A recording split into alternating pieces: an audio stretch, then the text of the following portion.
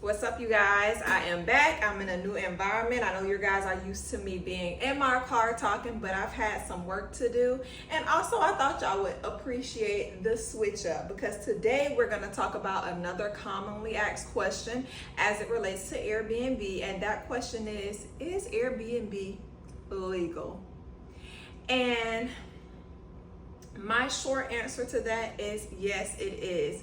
If it was not, I wouldn't be breaking the law. I wouldn't be doing something that's illegal. Does it look like I would do something like that? No. But to break it down more for you, you have to see what are the guidelines in the market that you're interested in or wherever you stay at, because it varies from state to state, city to city, county to county. So you have to see, yes, it is illegal in some areas. Some areas do not allow short-term rentals at all. They might have a maximum or a minimum of like 30-day nights or more. So that automatically cuts out the short-term rentals because 30 days or more is considered a mid-term rental. So you have to look into your market. A good example of this, when I first started, I had no idea that there were different laws. It was allowed here, but not allowed there. I was just looking for a property to say yes. So, and also wanted to be closer to the beach. So I contacted a real estate agent about a multifamily property that I was interested in. And I was like, oh my God, this is gonna be so good. The beach is like 1 block away. Everybody comes to Florida to go to the beach, of course. And it's like, it's a no-brainer, I feel like. At this time, I was not using Airbnb as a way to see where there are people already in that area. I was just looking for a property to say yes, to be honest. And I feel like a lot of people fall into not necessarily that trap, but they just don't know. They're just looking for a yes, but there are other things that you definitely have to look into, and this is one of them. So I called that real estate agent. I told them, I basically pitched to him, told him what I was trying to do. And he was like, that is an amazing idea. But unfortunately, it's not legal here in this particular county. If it was, I would be doing it at this property. And so that was the first time that that light bulb was set off in my head that, hold on. So it's allowed, I stay in Jacksonville, Florida. It's allowed in Jacksonville, but it's not allowed at this particular beach. And I don't want to give you guys the wrong information, but it was either like Neptune or Atlantic Beach. It was one of those. It is allowed at Jacksonville Beach, but not one of those other 2 beaches. And I was just like, oh my God, now I need to go back to the drawing board and I need to start looking to see what are the rules and regulations as it relates to, can I have a property and rent it out as a short-term rental in these areas in the market that I'm interested in, which I wanted to do it directly in my backyard where I live, where I could be hands-on. So that's what got me to digging and trying to find where I could do it. Like I said previously, I was just trying to find a property. Whoever told me yes, I was moving in. Now, to go even deeper, and then before I do that, in order to look up this information, just basically go to your city's website. So the city of Jacksonville, I think it's .org, whatever city you're in, or Google what are the rules and regulations of short-term rentals in whatever market that you're interested in, and it should bring up the city site and you can look at the details. Some of them may allow it, some of them may not allow it, some of them might require a permit, different things. So you just have to look up, do your due diligence, don't just look for a yes. Now, to dive deeper into this particular topic, another thing people don't realize is you don't have to have a home, a house, a townhouse, a condo. You don't have to own the property. You can absolutely 100% do it in an apartment. This is where I'm sitting at right now. This is an apartment. And I'll put a video up somewhere with a little show around, but this is absolutely an apartment. I'm looking at some buildings right now. This is a 1-bedroom, 1-bath apartment that I'm almost done decorating, ready to list. But you can start small. When I was thinking about getting into the real estate space, I was overwhelmed because I thought that I had to put down this hefty down payment. I had to buy all this furniture for a 3-bedroom, 2-bath. Like, I literally just purchased a new house and I've been in the house a year and a half now. I'm still not finished furnishing it. So that when I'm thinking like I have to get a full house and I have to furnish it quickly, I'm like, okay, this is about to be some money.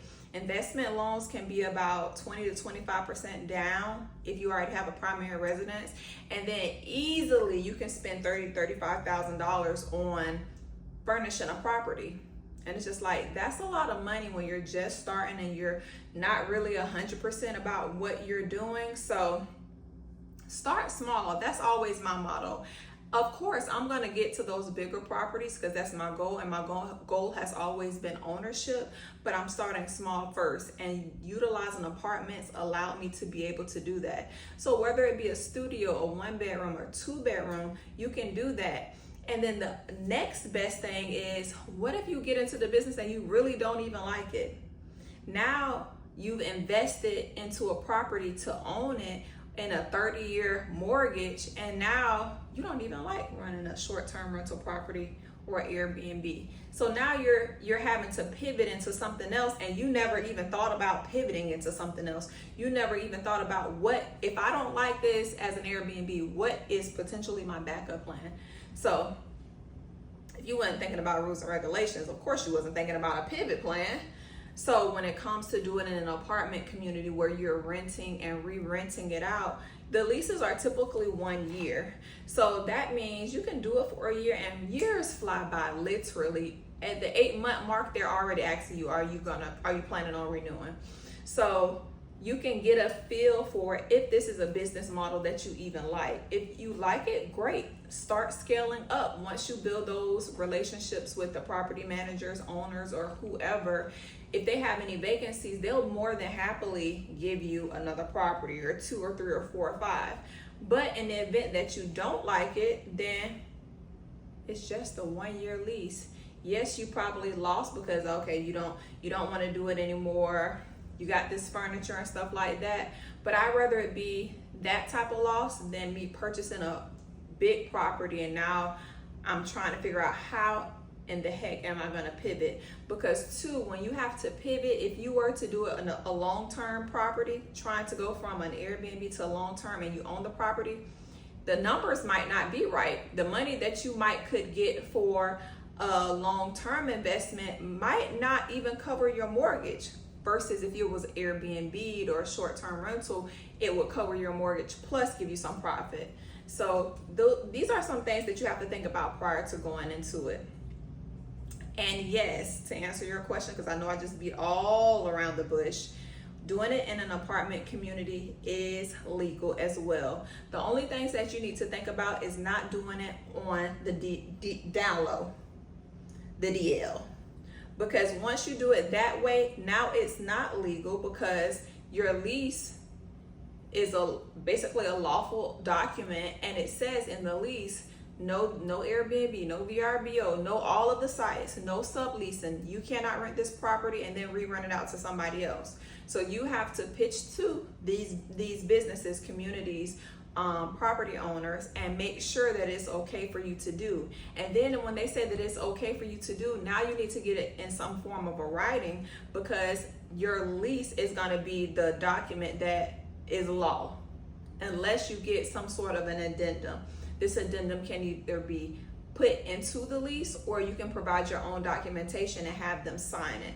Because if something were to happen and then you're saying they told me that I can do it, that's not going to stand up, because this lease is what matters the most.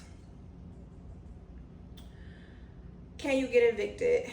That's another question. And the final question, yes, you absolutely can get evicted if you don't do the thing I just told you to do. So if you don't get that addendum and you just simply get a verbal agreement, if anything were to happen, the owners change, the property managers change, and they all of a sudden decide they don't want any short-term rentals in their community anymore, and you don't have this addendum, you don't have a foot to stand on, because you never got it in writing. And so now it looks like you are in violation of your lease, and they will put a 7-day eviction notice on your door. Ask me how I know. Been there, done that. So I've made the mistakes, so you do not have to make the mistakes. I hope this video was informative. If you have any questions, drop them below. I don't mind answering them in the comments or making a video on them to inform you guys. Everybody shouldn't have to make the same mistakes when starting a business. It should be smoother for other people. If you are interested in starting your first Airbnb property, comment bundle below and I will send you over the blueprint. And I look forward to talking to you guys later. Bye.